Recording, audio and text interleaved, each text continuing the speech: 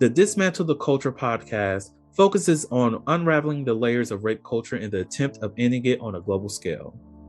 Rape culture is as intricately woven into societal teachings and practices as systemic racism.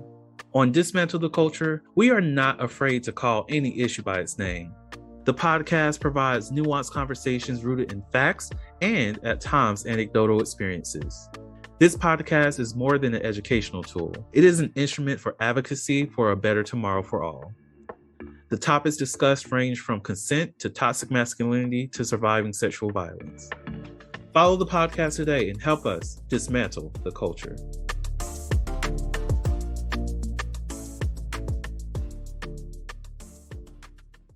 Hello, everyone. Welcome to my final defense discussing my research, A Pledge to Rape, an exploratory dive into rape culture within the United States and social Greek-lettered fraternities.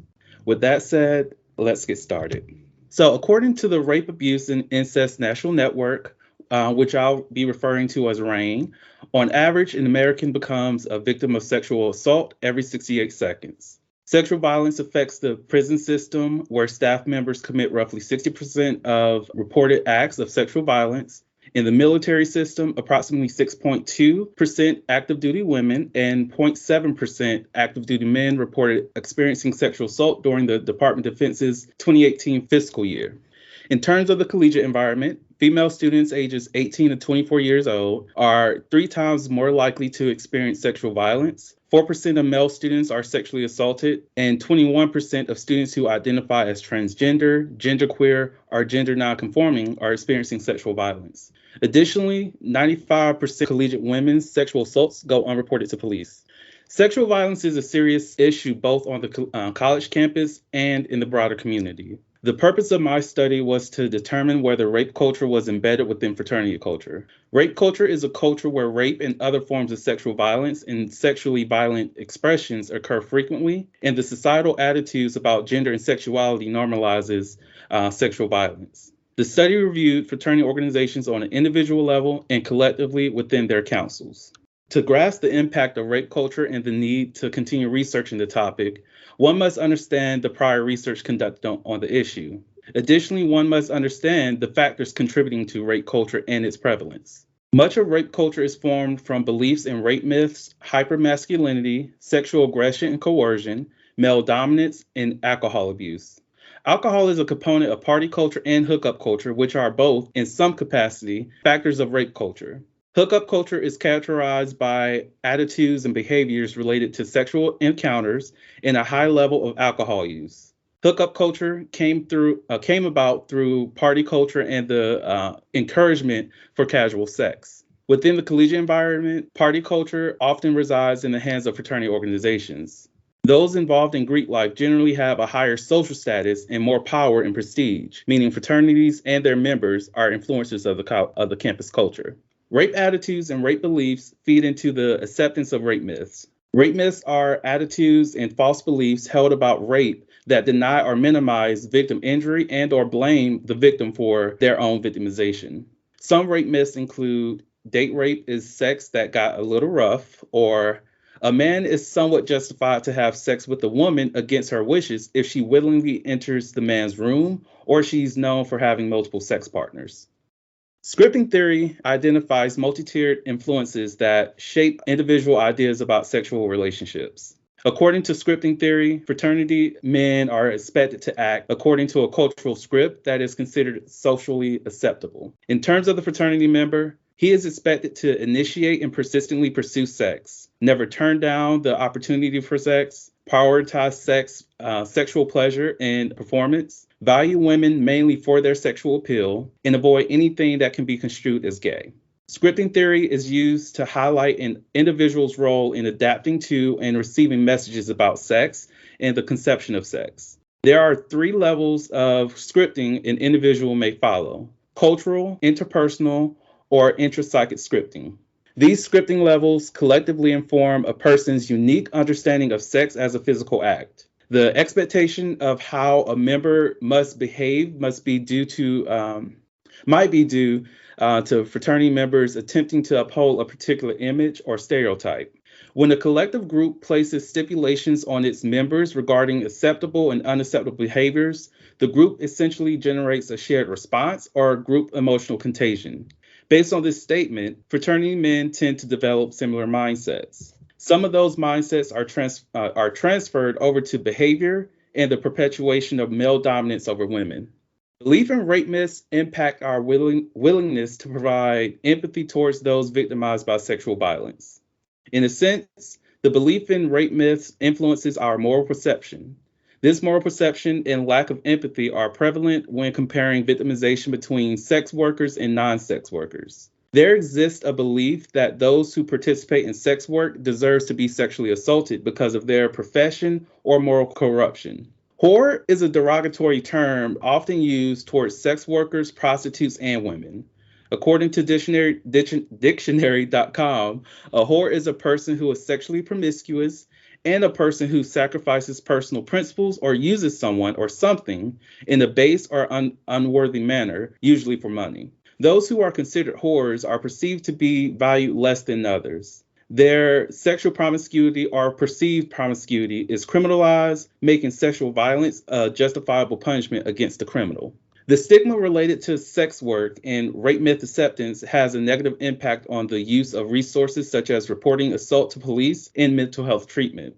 Not only does rape myths influence reporting and treatment of sexual violence against sex workers, the use of sex work or perceived involvement within the field has been used to reduce empathy for victims in legal proceedings, such as the case of Recy Taylor. This stigma and the acceptance of rape myths have a direct negative impact on sex workers, women's, and sex trafficking victims' overall well-being. And then this is inclusive of their experiences within the criminal justice system, as well as their utilization of social services like therapy. Universities are required to appoint a Title IX coordinator to maintain compliance with federal legislation. The Title IX coordinator oversees complaints related to sexual misconduct or assault, though this is not the full extent of their position. With the Title IX coordinator being an employee of the institution, they perform their role according to the institution's policies and definitions. However, adding Title IX coordinators does not equate to a reduction in the mishandling of sexual violence-related cases on campuses. There is a fear within the student population of potential minimization or mishandling of their reported sexual assault. This fear is just one factor that contributes to sexual assaults going unreported on college campuses. Managing this fear is a responsibility of the campus administration. The university's responses to sexual violence on the campus communicates its values related to sexual assault to its stakeholders, which is inclusive of the student population.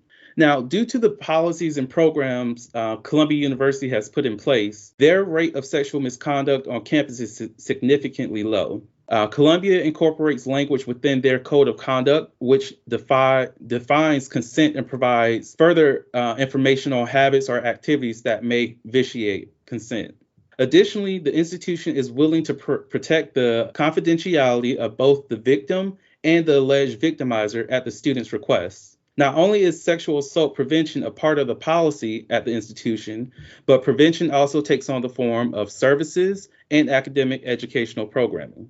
Many of the sexual assault prevention programs delivered by institutions are aimed towards women, whereas a select few programs are aimed at men in their role in rape prevention.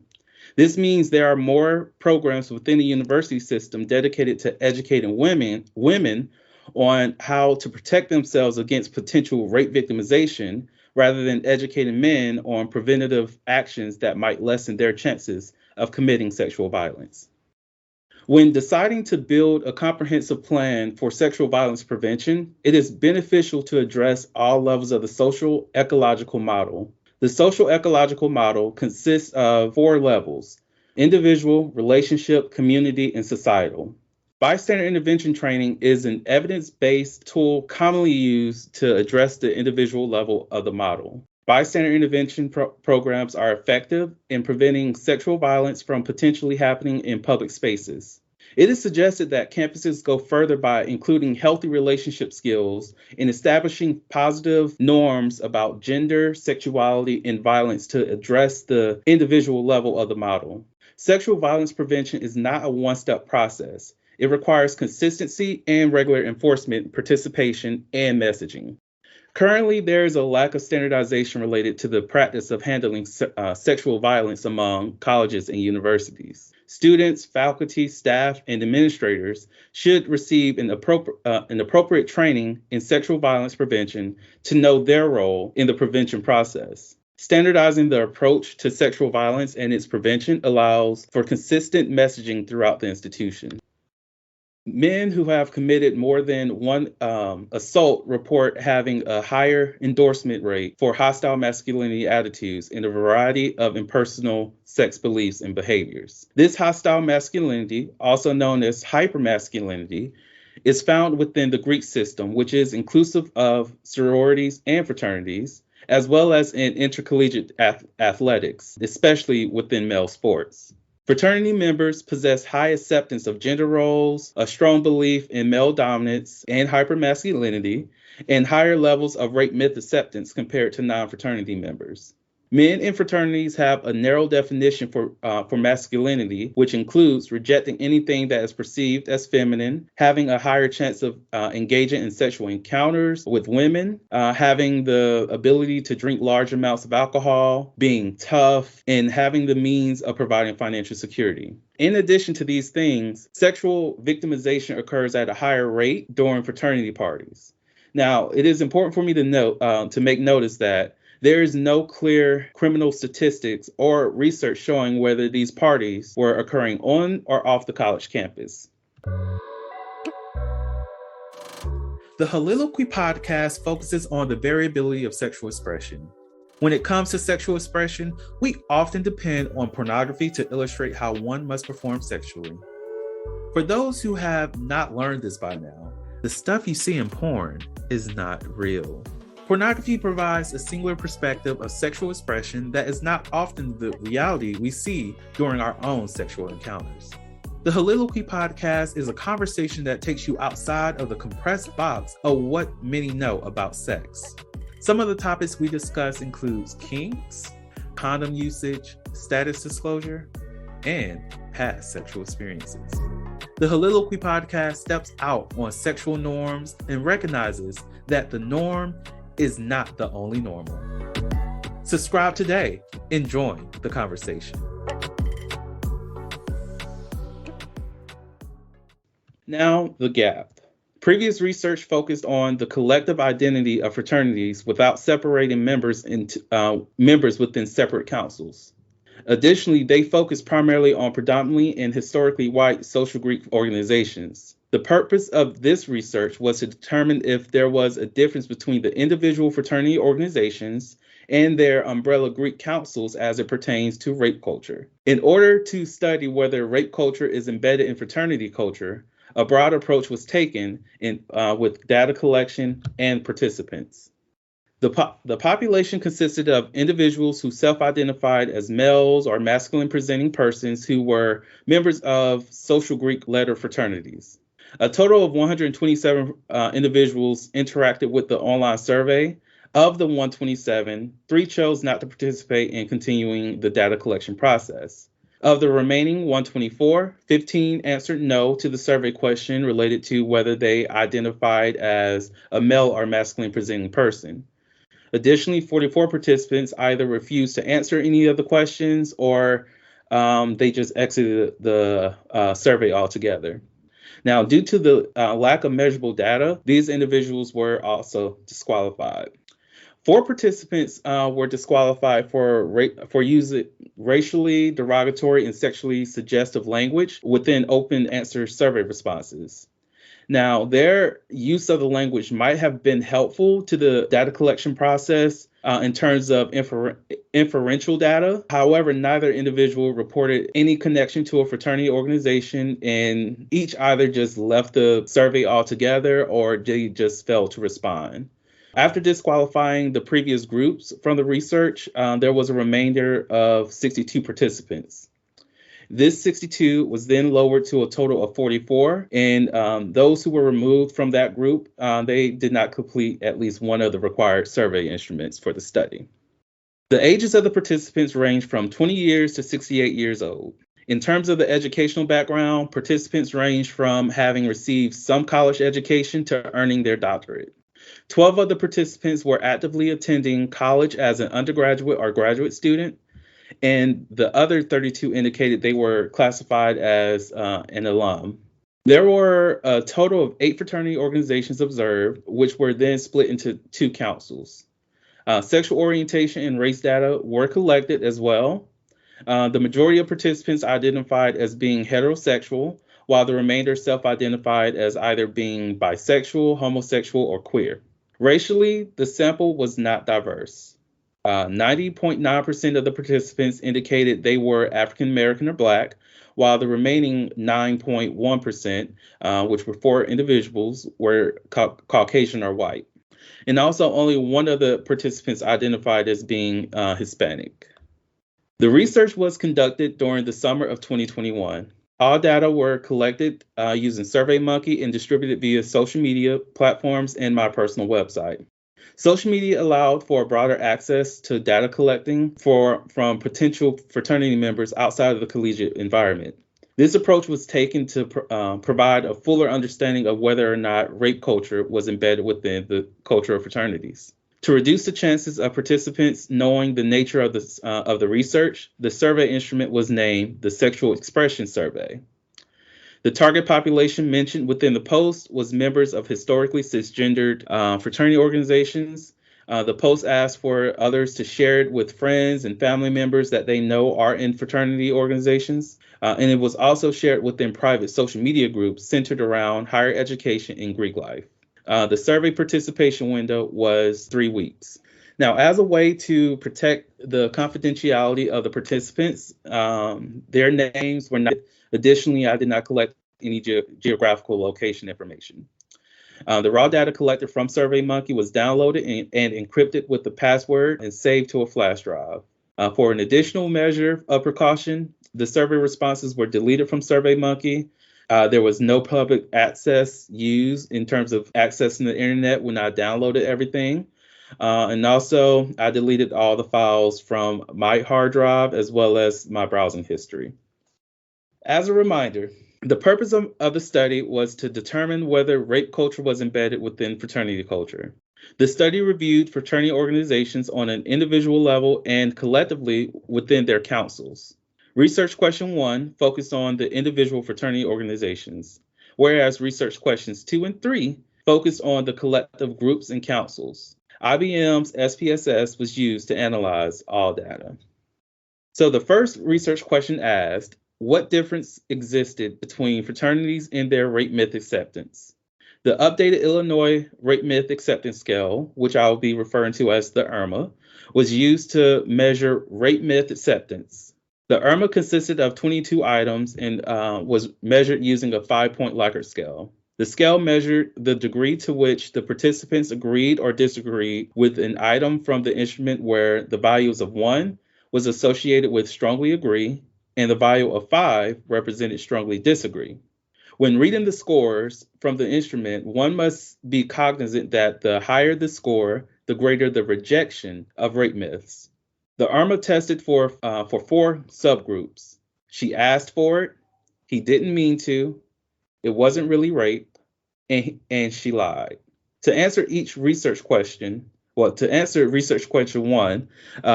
the results from the IRMA were separated and averaged by subgroup. The one-way ANOVA compared each fraternity by their subgroup scores. So each fraternity, from fraternity 1 to fraternity 8, was compared by their mean scores on each subscale. The comparison showed no significant difference between scores on subscale 1, subscale 2, subscale 3, and subscale 4. The second research question asked, what difference existed between Greek councils concerning their rape attitudes and rape beliefs? The Rape Attitudes and Belief Scale, which I will be referring to as the RABS, was used to measure the variables. The RABS consisted of 50 items and was measured using a 4-point Likert scale. Using the 4-point Likert scale removes the middle ground of the neutral response. This was a decision made by the instrument's developer, Burgess. For the RABS, the value of 1 represented strongly disagree, and the value of 4 represented strongly agree. The scoring for this instrument was opposite of the IRMA. The higher the score, the greater the acceptance of rape beliefs and attitudes. The instrument tested for 5 factors: justification for sexual aggression based on women's behavior, belief women should hold more responsibility for sexual assault, misreading women's sexual intent and peer pressure, which might also be described as the need for sexual status, acceptance of the use of alcohol and coercive tactics to acquire sexual compliance, and lastly, dislike for the feminine and acceptance of traditional gender roles.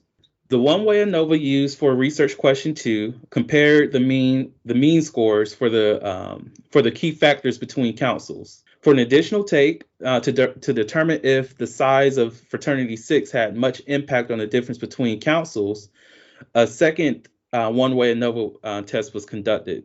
The comparison showed no significant difference between the councils on their scores on justification, blame, status, tactics, and gender. The secondary one-way ANOVA, it pretty much showed the same, that there was no significant difference between the two groups. The final question asked, what were the differences among fraternity organizations within each Greek council concerning their rape myth acceptance, rape attitudes, and rape beliefs? Both the RABs and the IRMA were used to answer the question. The results of the IRMA were analyzed within the subgroups. However, the average total RAB score was used instead of the 5 factors. This was done to test for the overall acceptance of rape attitudes and beliefs. A one-way ANOVA was conducted to test for a difference within the councils. Similar to question 2, a second one-way ANOVA was performed to evaluate if Fraternity 6 differed in the ANOVA results. The comparison showed no significant difference between the councils on their scores on subscales 1, 2, 3, or 4. And there was also no significant difference on the RAB's total score. Similar to research question 2, the second one-way ANOVA used to determine any difference with the size, it revealed no significant difference between the two groups. This exploratory quantitative study used a comparative method to analyze the provided survey data related to the presence of the select rape culture factors within fraternity organizations and their umbrella councils. Research question 1 focused on rape myth acceptance. Each subscale tested for 1 of 4 rape myths. Subscale 1 tested for the rape myth, she asked for it. In this case, she, the victim of sexual violence, asked for the assault to happen. Subscale 2 tested for the rape myth, he didn't mean to, meaning the sexual assault was not intentional. Subscale 3 tested for the rape myth, it wasn't really rape. The last subscale 4, tested for the rape myth, she lied, which insinuated women made false claims about their sexual violence victimization. Because there was no significant difference within the sample, the results suggested a rejection of rape myths within the tested fraternity organizations. Research question 2 focused on rape beliefs and attitudes. The data were separated into 5 key factors: justification, blame, status, tactics, and gender. Rather than comparing the individual fraternities, I've reviewed the differences between the umbrella councils. There was no significant difference within any of the tested key factors. Additionally, there was no significance found when the grouping of the fraternities changed. The results indicated a moderately high level of disagreement with rape-supportive beliefs and attitudes. Research question 3 followed a similar trend with its results. Research question 3 used the total average of the RABs. Additionally, the research question focused on each subscale from research question 1. Rather than focusing on the individual fraternities, research question 3 compared the councils and groups. The results revealed no significant difference between the councils or the constructed group. As a whole, neither council nor group indicated a high acceptance of rape myths or agreeance with rape-supportive beliefs or attitudes. For each research question, the participants reported a rejection of rape myths and a low score for rape-supportive beliefs and attitudes. With a lack of statistically significant difference on the individual fraternity and collective council levels, the observed groups were statistically the same. The findings suggest that rape culture is not embedded within fraternity culture. These results were contradictory to previous research. However, previous research looked at fraternity members as a collective rather than individual systems within a broader group. Due to the small number of participants, this does not negate the findings of previous studies. The Silent Letters podcast is an extension of the Slater's Playhouse advice column. Like the blog, the podcast focuses primarily on responding to letters related to love, sex, romance, and relationships. However, the podcast airs some of our coaching sessions. Though everything we say during our podcast may not be what each and every person wants to hear, just know the advice is situational and catered to a specific person. With coaching, we do not tell others what they need to do. However, we provide them with suggestions of what they can do. Our coaching sessions are not a replacement for therapy. We focus on the future and look to the past for guidance only. If you desire to have a coaching session with us, please schedule your appointment on our website. If not, feel free to submit your letters to our advice column. And welcome to the Silent Letters podcast. Based on the results of previous studies, I sought to find whether specific organizations or councils might need targeted intervention to broaden campus safety. However, the current study indicates that fraternity organizations might not be the primary cause of rape culture or sexual violence within the collegiate environment or the broader community. A limiting factor to the research was the COVID-19 pandemic. Due to the many life events occurring throughout the year, participating in a random survey was less of a priority for many people. The choice of using social media platforms was a way to potentially combat any issues as a result of the pandemic, since many college students were either going to return to campus or remain virtual. By utilizing social media, I had a better chance of reaching college students and those who reside outside of the collegiate environment. The use of social media also brought an unforeseen limitation. The Senate's Stop Enabling Sex Trafficking Act and the Fight Online Sex Trafficking Act, also known as SESTA-FOSTA. For those unfamiliar with SESTA-FOSTA, these acts made it so that internet computer services like Facebook, Instagram, Twitter, Reddit, or any other social media platform, it made it so that they are held liable for any material published on their sites that promoted sex trafficking. However, the acts had an adverse effect of over-policing on any content related to sexuality. Due to the survey being named the Sexual Expression Survey, there were problems promoting this survey in many groups, which resulted in low post impressions. Future research might benefit from including sororities and their subsequent Greek councils. Using social media provided insight into the selected population that may not be available on the college campus. A researcher might be interested in replicating the current study, who may be interested in replicating. They could benefit from making their survey available for an extended period of time while also investing in target marketing. Additionally, with the broader range of participants, one might conduct a study to see if members' age or year of membership correlates with their level of rape myth acceptance or rape supporter beliefs and attitudes. For the college campus, rather than utilizing target programming, campus administrators would benefit from targeting the general student population.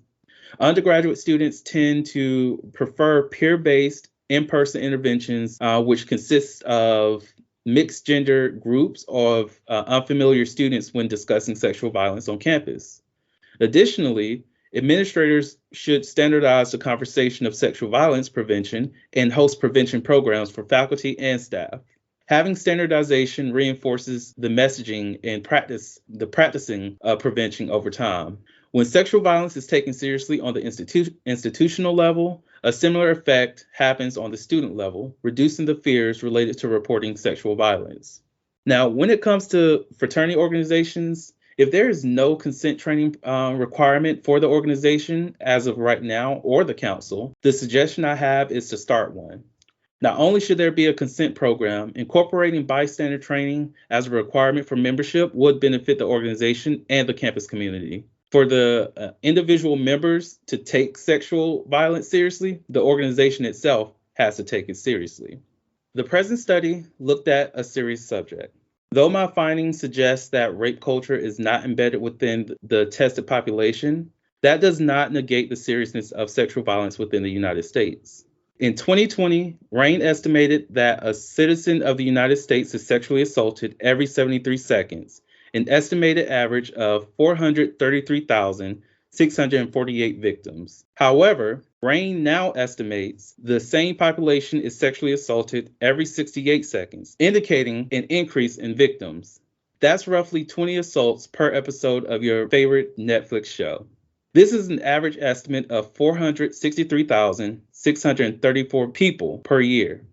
Regardless of the interventions made on the collegiate level, the efforts needed to reduce the prevalence of sexual violence require a systemic approach and a cultural change.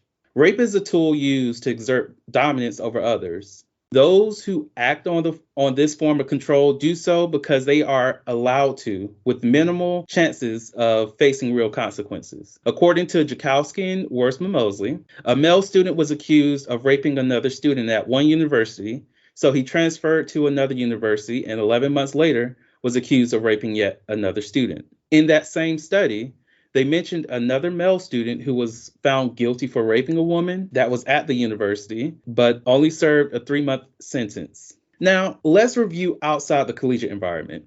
Recently, as in the last 2 weeks, Christopher Belcher, currently 20 years old, was accused and convicted for the rape of 4 girls, one of which he told to stop being such a baby during the assault. Now, this is according to the court records. He faced 8 years in prison, but was given probation instead. The judge in this case felt as though incarceration or partial incarceration was not appropriate in this case. Essentially, there was no consequences. Another recent case is that of former Baltimore County police officer Anthony Westerman. He was convicted of 2 counts of second-degree rape, 1 count of a third-degree sexual offense, 1 count of fourth-degree sexual offense, and 1 count of second-degree assault, according to the court records. The judge reduced the conviction, and Westerman is to serve 1 day in jail and 4 years of home detention, and this is pending the appeal of his convictions. The judge in this case made mention of lack of evidence showing psychological injury to the victim, though the victim mentioned she sought therapy to heal from the assault. Again, no true consequence. Men in these cases are sometimes perceived as victims. Such rhetoric suggests that getting accused of committing sexual assault is more traumatizing than being a victim of sexual violence. This systemic issue presents itself when fraternity members, athletes, politicians, police officers, or just the general man are able to exert this power while the victim receives no justice or is considered at fault for their victimization. The prevalence of sexual violence has no chance of decreasing until the efforts to end it extends beyond the college campus. Essentially, the CDC's recommendation of using the social ecological model must go further than the collegiate environment and expand to the surrounding community and the nation. Rather than stopping at the individual level, institutions should be willing to extend their efforts by engaging on the relationship, community, and societal levels. Sexual violence is not a campus problem. It is a societal problem. On that note, are there any questions? Thank you for listening to the Dismantle the Culture podcast. This podcast focuses on unraveling the layers of rape culture in the attempt of ending it on a global scale. It is more than an educational tool. It is an instrument for advocacy for a better tomorrow for all. If you wish to support, you can subscribe to the podcast through your favorite podcasting app or donate to Slater's Playhouse by going to slatersplayhouse.com. That's SLAYTORS, playhouse.com. Support today and help us dismantle the culture.